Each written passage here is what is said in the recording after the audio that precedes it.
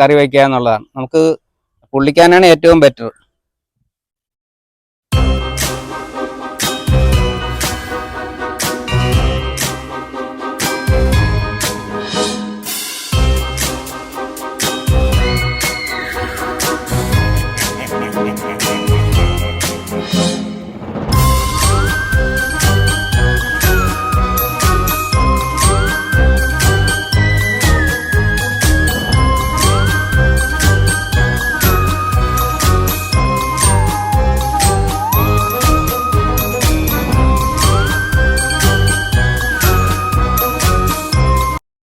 ഇതൊരു 40 ദിവസം പ്രായമായ പീച്ചിങ്ങയാണ്. അപ്പം നമുക്കൊന്ന് വിളവെടുക്കാതെ അതെ കട്ടിയെടുക്കാം.